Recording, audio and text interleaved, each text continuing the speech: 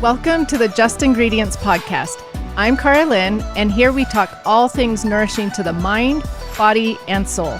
This is a place where you can find just good ingredients to life. I am always looking for a great gift idea, and Coconut personal lubricants are always a huge hit for your partners and the perfect Valentine's Day gift. If you're making clean ingredient swaps, it is so important to make sure you are getting quality ingredients that are good for your body, inside and out. Coconut oil and water-based lubricants have the healthiest ingredients list I've seen. They use all natural ingredients, are cruelty-free, made in the USA, and their packaging is plastic-free. For an exclusive discount code, head to coconut.com. That is coconut without the T. And use code CaraLynn15 for 15% off your order. That's KARALYNNE15. My code stacks with their on-site discounts, so order today and thank me tomorrow. Dr. Josh Axe, founder of Ancient Nutrition and DrAxe.com, is a certified doctor of natural medicine, doctor of chiropractic, and clinical nutritionist, with a passion to help people get healthy by empowering them to use nutrition to fuel their health. He is the best-selling author of Keto Diet, Eat Dirt, and Collagen Diet, and author of the new best-selling book, Ancient Remedies. Dr. Axe founded the natural health website, DrAxe.com, one of the top natural health websites in the world today. Its main topics include nutrition, natural remedies, fitness, healthy recipes, home DIY solutions, and trending health news. Dr. Axe is also the co-founder of Ancient Nutrition, which provides protein powders, holistic supplements, vitamins, essential oils, and more to the modern world. Dr. Axe is an expert in functional medicine, digestive health, and herbal remedies, and founded one of the largest functional medicine clinics in the world in Nashville, Tennessee, and served as a physician for many professional athletes. Most recently, he launched his podcast, The Dr. Axe Show, with feature interviews with top health influencers, such as Dr. Oz, The Skinny Confidential, Dr. Pearl Mutter, Dr. Will Cole, and many more. He has an incredible fan base on Facebook and Instagram and shares his many health tips on these platforms with the goal of transforming lives using food as medicine. Welcome to the show, Dr. Axe. I am so honored to have you here today. I have learned from you for years and years, and I'm really excited for my listeners to hear from you today. Hey, thanks so much. I'm honored to be here. Well, first of all, tell my listeners a little bit about yourself, your background, and how you started studying the relationship between food and health. Yeah, so for me, my health story goes back, and if anybody here has ever heard me speak before on nutrition, they'll know that it was really a health crisis in my family. So I had a mom growing up, and my entire family growing up, who lived in the conventional medical system. Anytime we were sick, we took medications. We just were never educated. We had no idea there was a natural way to get healthy. And so at 40 years old, my mom was diagnosed with breast cancer. And it was shocking to us because my mom looked pretty healthy. My mom was actually my gym teacher in elementary school. She was a swim instructor. So she, moved regularly, but went through these conventional treatments. And I can still remember to this day, my mom losing her hair. I remember how sick she got, and just thinking to myself as a child or a kid in seventh, eighth grade, I never want to see one have to go through this again. And praise God, she made it through the chemo treatments and had a cancer-free diagnosis. The crazy thing, though, was really how sick she was afterwards. Like, I remember for the next 10 years, my mom got diagnosed with hypothyroidism, chronic fatigue syndrome, chronic constipation and digestive issues. She got put on antidepressant and anti-anxiety medications. And my mom was just overwhelmed and exhausted all of the time. And it just felt lousy for years and years and years. And finally, 11, 12 years later, I'm actually studying to become a doctor. And I'm about probably 9 months to a year out from opening up my own functional medicine clinic in Nashville, Tennessee, where I live today. And I got a call from my mom in tears about that time. And she said, "Josh, I've got bad news. I've just been diagnosed with cancer again. It's on my lungs. The oncologist is recommending surgery and radiation treatments. What do I do?" And I said, "Mom, I'll be home." I flew home from where I was studying back to Ohio. Where I grew up. We sat down, we prayed together, we talked about it. We felt really led to take care of her all naturally. And her oncologist essentially said, "Hey, well, I'll give you 4 months. And then if nothing changes, then we need to go ahead and do these medical treatments." And we said, okay. So we changed everything in my mom's diet. We had her start juicing vegetables. We had her start drinking bone broth and for collagen. We had her start doing, berries. We just a very clean diet. It was pretty much berries, vegetables juiced, vegetables cooked, vegetables raw, and then things like wild caught salmon. And then we did supplements. We did things like reishi mushroom and turmeric, and we did essential oil. So we did all these things dietarily. We also worked on her mindset. She had a lot of fear and worry. And then we had her, she tape recorded herself doing affirmations and reading Bible verses. So she imagined herself running down the beach with her grandkids and bringing them to Disney World. She was meditating on the Bible, and we recorded her doing this for 10 minutes. And then she would listen to it every morning when she woke up, every night before bed. And long story, somewhat short, we went back to the oncologist 4 months later. They redid a CT scan, and we got a call the next day, and their exact words were, "This is highly unusual. We don't typically see this, but your tumors have shrunk by more than half." They said, "We want to see you again in 9 months." We went back 9 months later, and today my mom's in complete remission. She's about to turn 68 years old, and she says she feels better now in her late 60s than she did in her 30s. And so I really took those things I learned and started applying them with patients, and then started writing about them on drax.com, and then started thinking about what are the biggest nutrients and superfoods people are missing in their diet, the things that my mom didn't know about. And that caused me to co-found a company with Jordan Rubin, and it's called Ancient Nutrition, where we really create and formulate the world's greatest superfoods and supplements, everything from collagen to, multivitamins to probiotics and things like that. But that's sort of how I ended up where I am today. And then I started drax.com to really put a lot of educational content out there so people would start to understand the things that I was never taught growing up about how to use food as medicine.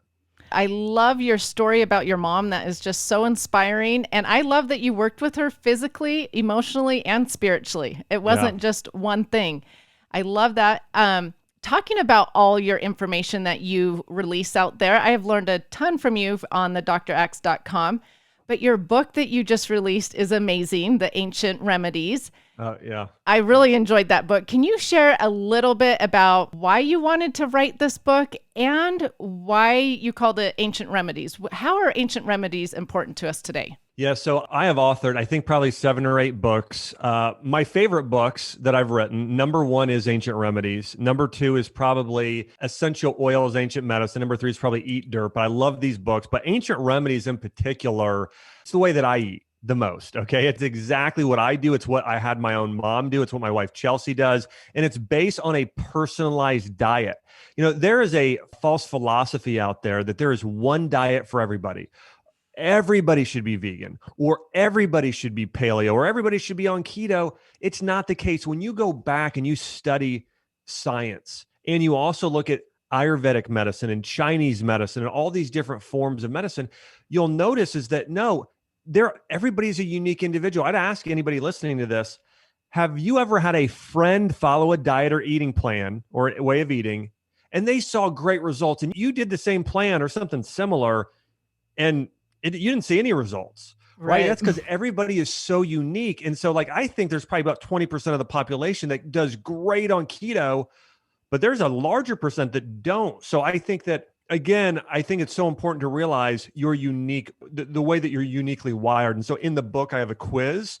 And in Chinese medicine, there's something called the 5 elements. It's like a personality profile. If anybody here has ever taken an Enneagram quiz or Myers-Briggs or DISC or any of those personality profiles, they're pretty amazing, right? You take them and you're like, wow, this really is what I'm like.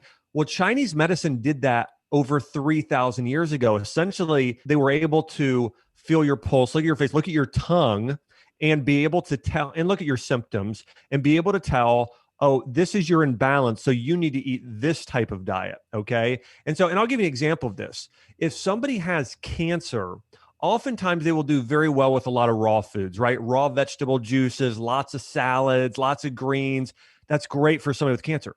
But somebody with inflammatory bowel disease, Right. would not do well No. with raw vegetables and raw vegetable juice. It would cause them to have a lot of problems. So we just have to be so conscious. So in the book, I go through, hey, here's your element. You take a quiz. And so you learn, are you an immune type? And this is a type of diet that actually is all about your immune system. Are you a hormonal type to where, no, you need to follow a diet that's really going to support your reproductive organs and your fertility and your in testosterone, estrogen, and those hormones? Or do you need more of a diet that's for detoxification? Do you need one for more cardiovascular, or do you need one that's more for your digestive system? So I go through those plans on what superfoods and things are best in meal plans and all the things for each of those individuals. Here's something very interesting that people don't talk about.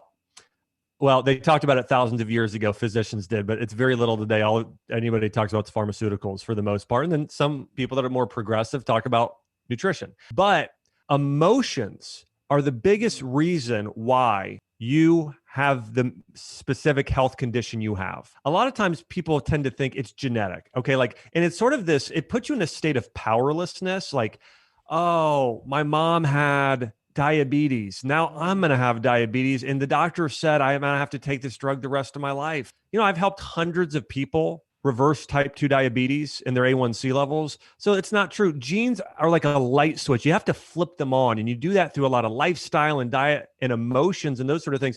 According to Chinese medicine, different emotions weaken different organs. When that organ system gets weak, that allows you to start to develop that medical condition. Let me give you an example. The emotion of fear. Okay. Think about it. If a child gets and we all know this, right? If you're fear, your body goes into a fight or flight response. Or if a child gets really fearful at night, they can wet the bed if they have a nightmare. Why? Because the emotion of fear causes dysfunction and weakness in your bladder and in your adrenal glands. Okay. And so think about this. I used to study with a woman at school. She would always get an upset stomach because of worry, right? So you hear this worry, or if you get worried, you feel like, oh, my stomach is tight in knots. If you have all this worry building up in your body, or if you have the opposite of that, you're like, oh, I feel like I have butterflies, right? So all that being said, it affects your digestive system, worry. Anger affects the liver. Not letting go of things of the past, depression, being in that state where when you're not looking towards the future with a sense of hope, when you're living in the past, like with unforgiveness, that shuts down the immune system. And then anxiety, what does that do? Okay, you have nervousness, anxiety, blood pressure raises. Okay, blood pressure starts to go, that affects the heart. So we know as a absolute fact that different types of emotions you experience affect different organ systems. All that being said, in my book, Ancient Remedies, I go through the exact diet, the exact opposite emotions you should cultivate to start to overcome those negative emotions. And all of this is based on thousands of years of individual case studies. And it's really simple and easy to understand. People would check it out, then go to Amazon and search Ancient Remedies, that book. But anyways, I love this book because it's the way that I eat. It's the way that I educate all of my patients in the past and people I work with today. So anyways, and it's personalized. Well, I love your book because it's in a very simplified format. So all those listening, it's not one of those overwhelming books that you're just like, oh my gosh, I have to be a doctor to understand this. It's laid out very simple. And so I appreciate that. I love that we're talking about things from thousands of years ago and that emotions affect the organs. Why do you think, though, that is so separated from Eastern medicine to Western medicine, and that in Western medicine, we can't combine some of that? Well, not to get too deep here, which everyone can track with me on this, but I think it has to do with the way that society is set up. When you look at Eastern versus Western societies, when we say Western society today, most of that was born out of, maybe not the original birth, but one of the births was through ancient Rome. Okay, Roman culture, Greek thought and mindset. That's based on a lot of things, even like capitalism, which I love capitalism. I think it's great. But one of the things that happens is where you start to look at things microscopically. So it's also very tied to monetary gain. And so when somebody says, and I'll give you an example of this, when somebody uses the word success today, the first thing that pops into 99% of people's heads is, who's the richest? Jeff Bezos, Warren Buffett, Elon Musk, Oprah Winfrey, who has a lot of wealth or who drives a Lamborghini, right? So that's what people think of in terms of success.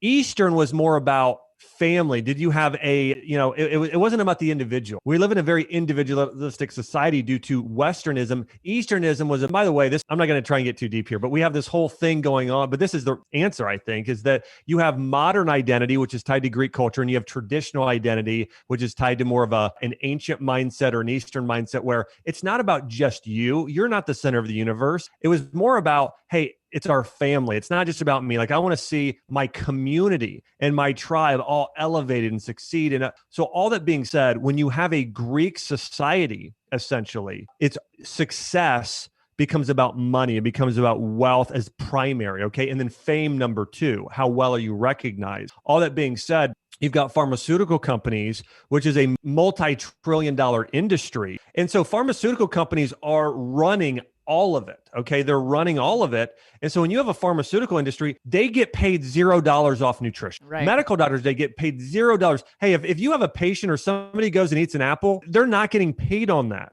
They get paid off of a medication. They get paid off of a shot. They get paid off of, that's what they get paid off of. So I really think that's the answer. Is like, why do we not hear about this more? Why is there such a difference? Is because our culture today, it's money and then it's fame. And then that finances drive everything in terms of, and then everything, bad things can be covered up. I mean, you've seen it. Like there was a drug Vioxx that was out 10 years ago that killed, according to one case study, and some say 50,000, either way, over 100,000 people. One drug. Wow. The side effects. And it was passed. Had all these, goodness. Anyways, not getting into it. I do think that's the reason, I think. But here's the thing. I think that I think there's a lot of negative to social media, actually more negative than positive. But one of the positive things born out of it is it's allowed people to have greater access and understanding to nutrition. And so I think people are seeing, people are understanding a medical study we understand they're all biased when you look at most medical studies, and they make the data say what it wants. And so I think people are starting to realize how important nutrition is. When I started talking about nutrition 15 years ago, when I was first sort of getting into practice,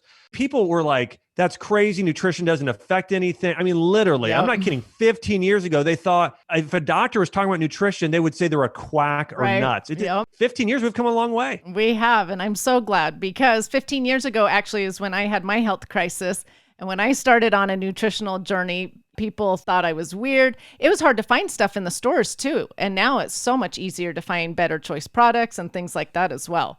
Okay, we could talk about that for a whole podcast episode, but I want to move on to some topics in your book, like you were talking about. And these topics are also health issues in America today. So let's talk about like hormonal issues. A lot of people are struggling with that. So how do people know if their hormones need some support, some balancing? And what are your suggestions to help them naturally do this? Yeah, I would say, when we talk about hormones, it would be hard not to at least touch on demographics. So male versus female and age. So, and also organ system. Let's start with younger women, and then we'll touch on premenopausal and then postmenopausal, and then men kind of, we can hit on quite a bit there. So if we're talking about premenopausal women, let's talk about thyroid, and let's talk about reproductive organs. So with thyroid health, you really looking at your body temperature is very important. You can actually check your body temperature in the morning. You can actually check on this. You could do a Google search for hypothyroidism body temperature test and look it up that way. But really,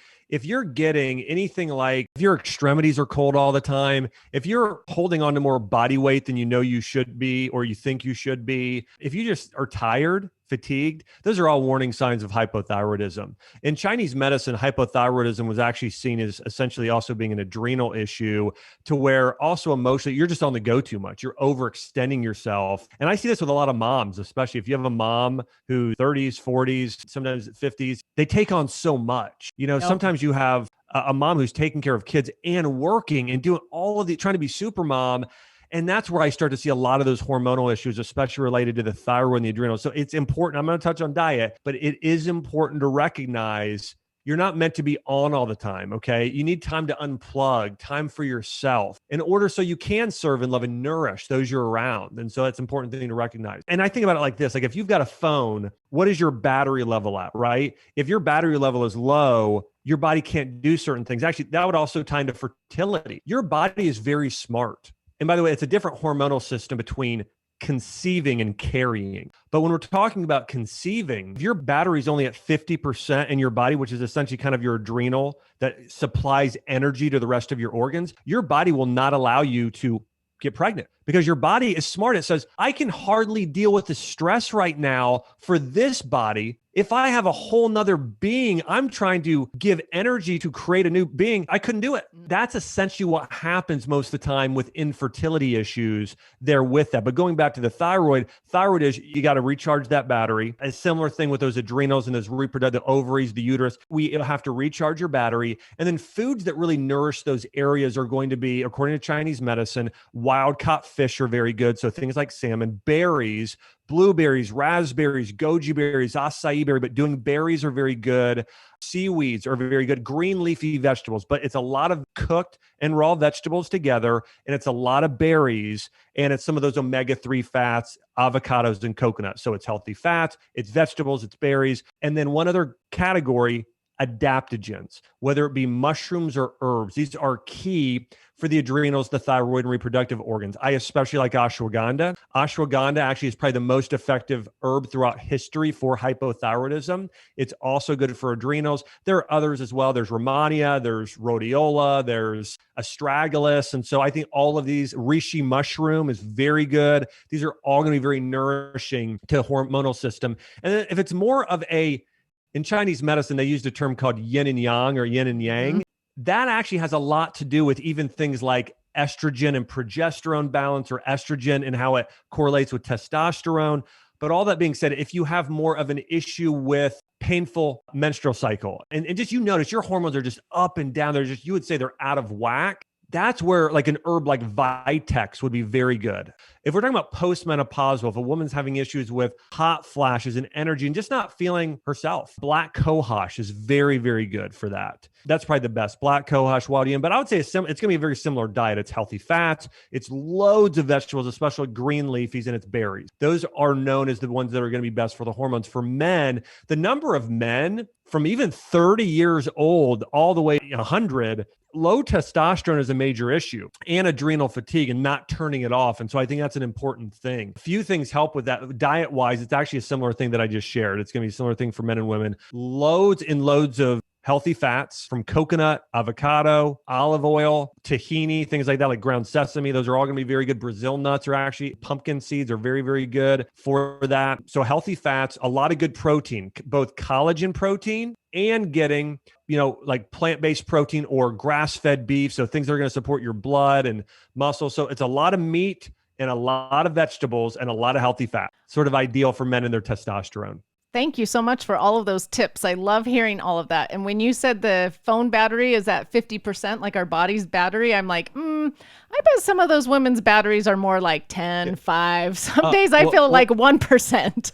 Well, can I share this? I actually, right now, I'm wearing it as my wedding band right now. This is called an Aura ring. I don't know. Have you seen these before? I have. Yep. Tell my listeners. I started using that, and I am usually not into tech, like a lot. Well, I'm into a little tech. I use Garmin. I used to do triathlons and that sort of thing. But I'm just going to show you this here. Like for myself, like I'm able to see my readiness score and my sleep score. So I can tell how much, and sleep is so key for this. I can tell my REM sleep, my deep sleep, all of it shows up here.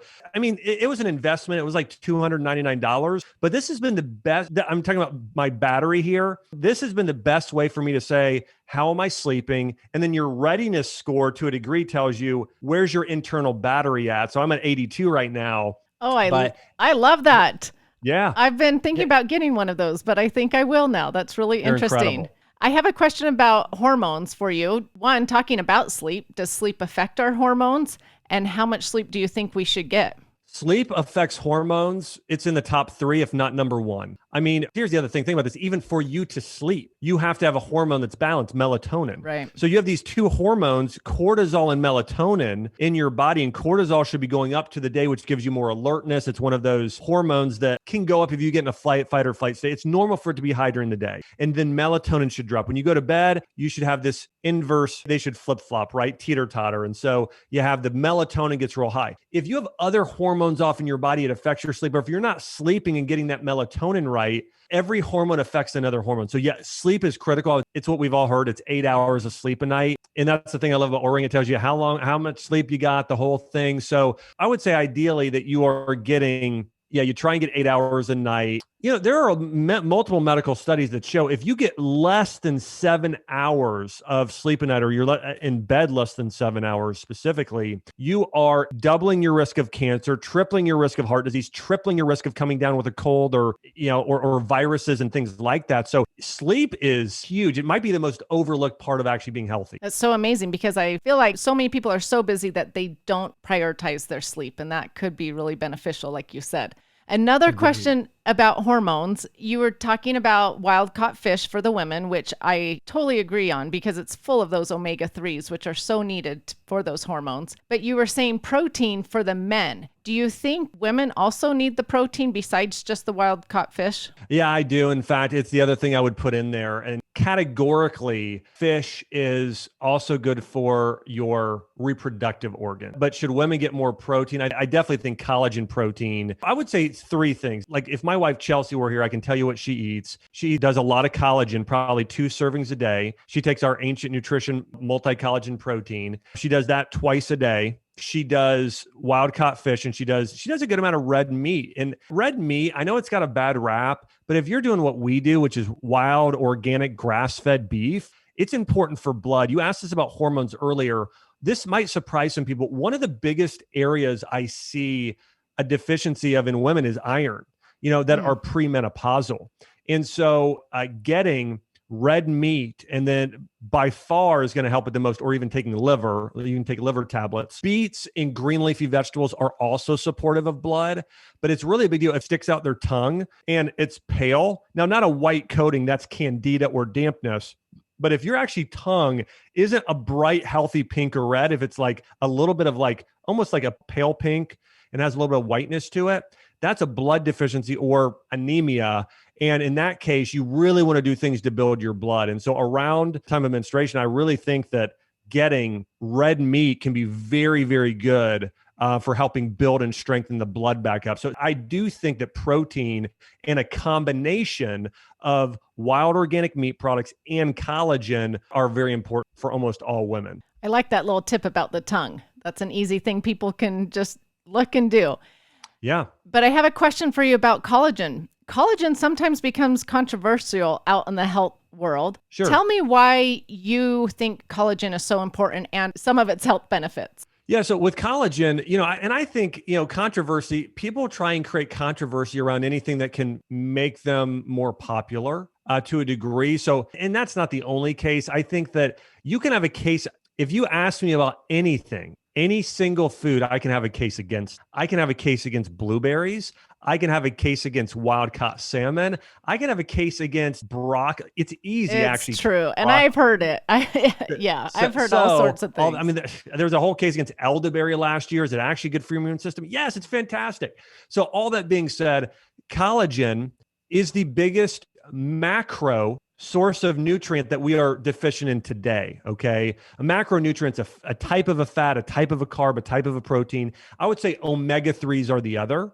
Even more than omega-3s, we have a collagen deficiency. Our ancient ancestors got loads of collagen via bone broth. Bone broth is essentially a collagen supplement. Bone broth, for a cup, you're getting 10 grams of collagen, which is what you get in a serving of a collagen supplement. If you had a really big old glass of bone broth or a big bowl of chicken bone broth soup. So our ancient ancestors consumed loads and loads of collagen. Collagen, here's something that's really fascinating. 1/3, so 33% of all of the protein that makes up your entire body, which, by the way, your body's made up a lot of protein. All of your muscles are protein. So 1/3, though, of all of your body's protein is collagen. Wow. It makes up your skin. So your skin is your body's largest organ. So your body's largest organ is made up of 90% collagen. All of your joints, your ligaments, your tendons, your connective tissue, your fascia, it's made up of 90% collagen. Your gut lining. So what allows you to absorb nutrients and protects you against invaders and helps you repair things like leaky gut, it's made up of around 70% collagen. So wow. All that being said, collagen is so critical. It's literally the glue that holds your body together. It's what allows you to have healthy, glowing, elastic skin. It's what allows your joints and for you to feel younger and more useful. It's what your body can use to help regenerate those areas. And it makes up other areas too. But all that being said, collagen is crucial. And I think, hey, a great place to get it's by making bone broth at home or buying bone broth or taking a bone broth protein supplement, which is something I do regularly. And getting a collagen supplement, I think, is great too.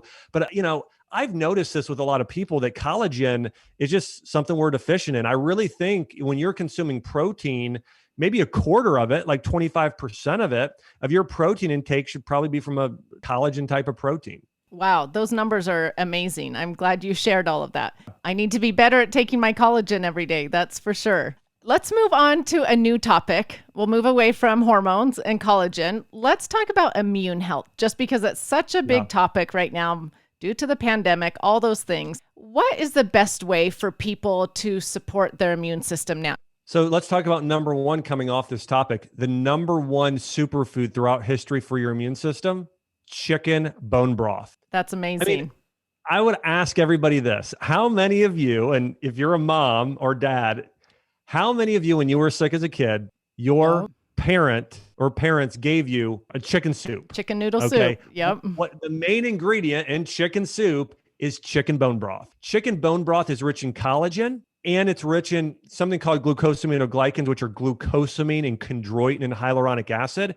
But chicken broth actually helps you strengthen your gut. And we've heard the quote, 70% of your immune system is in your gut. So what it does is it both directly and indirectly strengthens your immune system. So I would say number one food by far is absolutely bone broth. And so you can take bone broth as a powder. You can drink it at home. Collagen is going to have almost that good of effect, not quite, but close. Will also be very supportive. So I would say number one thing, get a lot of bone broth. And in Chinese medicine, it was known foods that are light yellow are the most supportive for immune health. So think about chicken broth. What was the other thing? When my mom was a kid, my mom would always give me ginger ale, or if they were out, she'd give me 7-Up, because I guess that's an exchange. But where did that actually come from? Well, ancient Chinese medicine didn't have you drink ginger ale. They had you drink ginger tea.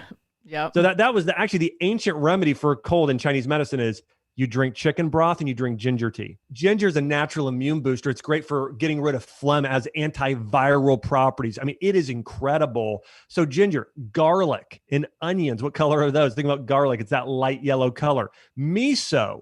Miso is a superfood out of Japan. It's a fermented soybean that has that has probiotics. Okay, it's a probiotic food that's for your immune system. So those are foods that are great. And then I would say the vitamin C rich foods, the vegetables are going to be a lot of B's here. It's going to be broccoli. It's going to be bok choy. It's going to be Brussels sprouts. And then you're going to have things like cabbage. Okay, those are going to be and bell peppers. Those are going to be very vitamin C rich. And then you've got citrus fruits and strawberries that are also going to be very rich in vitamin C. And then I think zinc and vitamin D are the other things. Taking a zinc supplement, getting vitamin D, just getting sunshine. If it's in the dead of winter, taking 5,000 IUs of vitamin D. And herb-wise, elderberry, echinacea, and astragalus are probably the three most beneficial herbs that were used for supporting immune health. So question on those three herbs, can you take those daily, or should you just take them when you feel like an illness coming on? The two herbals / mushrooms I like best for preventing are astragalus and reishi mushroom. Okay, astragalus and reishi. If you feel something coming on, what I personally do is I load up on elderberry and echinacea. Okay. So you wait until you feel astragalus, reishi more for long-term, taking it regularly, reduce symptoms or prevent. And then elderberry, echinacea are for more fighting it if you feel it coming on. So talking about colds or flus coming on, do you take other supplements as well? Or do you just stick to the foods like the garlic and the onions and things like that? If I am not feeling well, what my diet looks like is I drink chicken soup for lunch and dinner. For breakfast, I might have a little congee, which is essentially, it's just like a little bit of rice. I might add in some collagen and maybe have like a grapefruit or something like that. I just eat light, grapefruit. And then supplements I will take will be elderberry, echinacea, vitamin C, vitamin D, and zinc. That's what I tend to take. Perfect. I just know people will ask, so I thought I would ask you. Okay, going on. Let's move on past immune health. Let's talk about the gut-brain connection. That's sort of a trendy word that is out there these days. What is the gut-brain connection? So your gut-brain connection is, and here's the thing I want to mention too, your gut is connected to a lot of things, not just your brain. It's connected to your skin. It's connected to your hormones. So it's connected to a lot of things. So, and I'll give you an example of this. Like, did you know 95% of your body's serotonin, that's your good mood hormone, is produced in your gut? So there's a lot of it. If you've got, this is another Chinese medicine thing. Somebody could go online and just search online. You could search TCM, which stands for traditional Chinese medicine, face map. And you can see if you get a breakout or redness anywhere in your skin, which organ it's related to. If you get them on your temples, it's your gallbladder. If you get them under your, anything under your eyes, by the way, if you have like dark circles under your eyes or any sort of change there, that's adrenal. Okay. That's completely. So all that being said, your gut is connected to all of these different areas of your body, but it's also very connected to your brain. You know, when I first moved to Nashville and started my functional medicine practice, I worked with a lot of children who were on the ASD, autism spectrum disorders. And what I started doing with them is I started working on helping them heal their gut to support that gut-brain connection. And so I would put them on a diet where we removed gluten, we removed casein, and we would try and do a lot of cooked vegetables, a lot of rice, cooked meat, things like that. Sometimes it really depended on the child I was working with. They could be very picky eaters, but we did our best, the absolute best we could. And the results were incredible. I mean, I had Ben, he was one of my first patients I took care of. When he came in to see me, he was 3 years old and he could only say 4 words total. And after 10 weeks, he was saying 40 words. So it is, your gut brain are so interconnected. And we see this, I see this as I've worked with people with mental disorders, mood disorders, issues like Alzheimer's and dementia. I mean, there is this connection there. So what happens, and let me give you an example of this with autism. So when you have a leaky gut, so your gut lining, imagine a fishing net, okay? There's little small holes in this net. What a net is designed to do is let little things in and keep big things out. Well, leaky gut is where you get a rip in that net in your gut, essentially, okay? And then all of a sudden, big things that aren't supposed to get in your bloodstream, because your gut lining is the barrier between your digestive system and your bloodstream. When you get a rip in that net, big things start getting in your bloodstream that shouldn't be in there. Undigested food proteins like gluten and casein start getting in your bloodstream. Bad bacteria like candida gets in your bloodstream. Certain heavy metals your body should be keeping out, like lead and mercury, those get in. So all of these things start getting in your bloodstream. And then once they're in your bloodstream, they can circulate anywhere. If you have a weak point in your body, or think about this for a child who is still developing their blood-brain barrier, their barrier is not fully developed yet. So now you have all of these things circulating through the body like gluten, which now goes, oh, that's not developed yet. You're working with a 2-year-old. Gluten now is causing inflammation of the brain because this thing's in your bloodstream, and that's the most susceptible area because it's not developed yet for them. And so that's what I saw with autism is there's this constant, and then what that does is it slows development. Okay. So I'm just giving you an example, but that's what happens with that demographic in that specific instance. Now let's talk about something like Hashimoto's thyroiditis with autoimmune disease. Autoimmune disease, somebody has a lot of stress, a lot of anxiety and worry. Those emotions put stress on the thyroid. You couple those emotions with leaky gut, those food proteins go through the body, circulate, and then your body is like, whoa, we've got to get rid of this protein. Also, wow, this is another protein in the thyroid that's inflamed. Now your body starts attacking your own tissues and your own thyroid. So anyways, all that being said, there is a very close correlation between your gut and your thyroid, your gut and your skin, but also your gut and your brain. And so one of the fastest ways to heal brain issues, memory issues, brain fog, improve focus is to really start to repair that gut lining. You do that. I think the best supplements would be a multi-collagen protein or a bone broth protein. So getting that collagen. And then probably soil-based probiotics are a unique form of probiotic that I believe are the best at helping heal that leaky gut syndrome. So they're called SBO probiotics, stands for soil-based organism. But I think those two things together, along with reducing stress and eating a diet that's easy on the digestive system, which is a lot of cooked vegetables and meat and things like that, that's going to really help that gut-brain connection. I love this gut-brain connection because years ago, I dealt with depression and I went for 2 years to doctor after doctor, and everybody told me there was no way to heal, that it was just something I had to mask with an antidepressant. Thankfully, I learned otherwise, that you can heal from it. But I know there's still doctors out there telling people, yeah, your diet doesn't have anything to do with it. So if someone is dealing with depression or anxiety, those foods that you just suggested are the best for them to try to heal their gut, correct? Yeah, I would say there's a diet called the GAPS diet, GAPS, which is very good. I think if you got my book, Ancient Remedies, if you get my book, Ancient Remedies, I have a fantastic diet in there for the gut-brain connection. And you would follow the one that's under gut. Okay, it's that diet, and that's going to help. There are a few herbs I think that are beneficial for the brain specifically as well. Lion's mane mushroom, number one. So lion's mane mushroom can help. Ginkgo biloba is very good. CBD oil can be very good. But I would say the biggest thing is bone broth and those SBO probiotics. I think bone broth protein, like a bone broth powder, and SBO probiotics are really going to be good for that. And the diet should be, again, what I cover in my book is probably going to be the closest thing, which generally speaking is a lot. You don't want to do a lot of raw foods because those are like raw almonds or raw broccoli. It's going to be really hard on the gut. You want a lot of cooked vegetables, and even things like pumpkin, steamed or baked carrots, butternut squash. Those are also going to be very good. What about turmeric for depression and anxiety? Fantastic. And so what turmeric does is it helps in a lot of areas. One is it helps you create stem cells. Stem cells are what help you repair. So it repairs your gut. It actually repairs your brain as well. It also helps nourish your blood. So it helps nourish and heal your blood. It helps reduce inflammation system wide.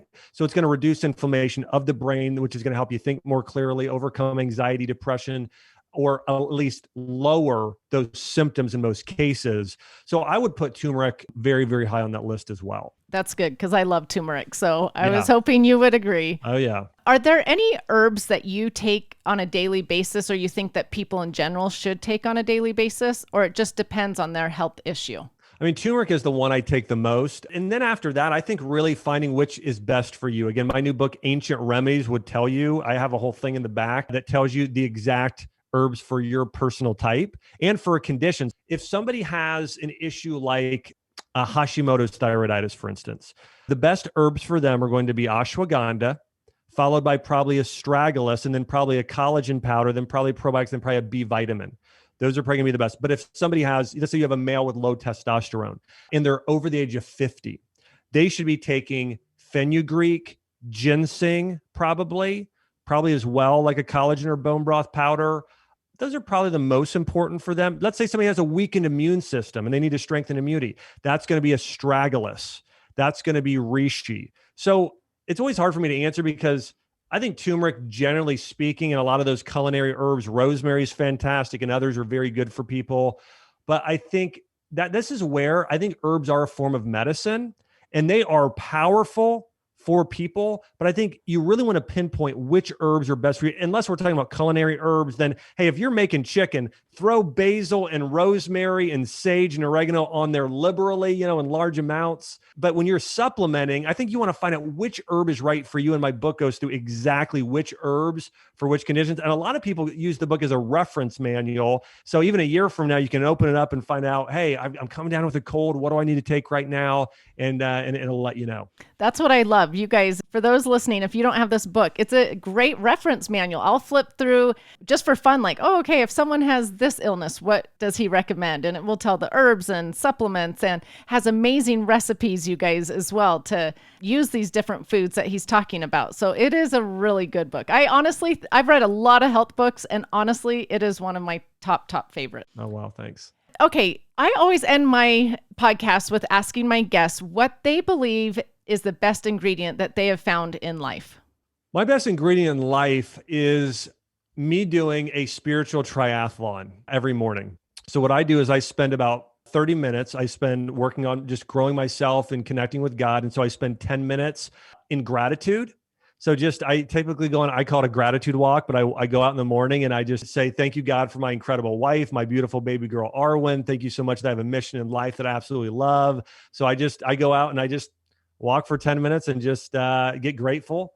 And then I go inside and then I tend to read. I'll read either like a personal growth book or a spiritual growth book or my Bible. I'll read that for 10 minutes. And then I'll take the next 5 minutes or so and I'll meditate or I'll pray. And I'll pray through and ask God to give me wisdom. I'll meditate. Let's say I read 1 Corinthians, like 13, like love is patient, love is kind. It does not envy, it does not boast. And I'll think about kindness. Okay, have I been kind this week? How can I be more kind and display kindness now? So I do that every single morning. And for me, it is so, it's like taking my spiritual vitamins in my spiritual vitamins in the morning. Like I am so ready to go. So for me, my daily habit in the morning, my daily morning looks like this every morning. I do my spiritual triathlon. By that time, wife Chelsea and Arwen are up, and I'll spend, 20 minutes connecting with them, playing with Arwen, watching her, eat and hanging out with them. And then I'll go, I'll have a smoothie while we're all kind of doing breakfast. And then my superfood smoothie is 1 scoop of collagen, 1 scoop of bone broth protein. I tend to throw in like spinach and goji berries and green superfood powder, and then blueberries, maybe a little coconut milk. So I do that. And then I go and I do a quick workout. And then I typically start working about 9 a.m. and go for the day. But I think those daily habits of spending time with God, spending just a little bit of time with the family there, and then working on my health. Like, I feel like if I win the morning, I win the day. And so I think that's been a big thing for me. I love that you shared that, because I believe that being completely healthy is emotionally, spiritually, and physically. And like I said, I've learned so much from you over the years, but the physical part of it. And so I love hearing the spiritual aspect as well.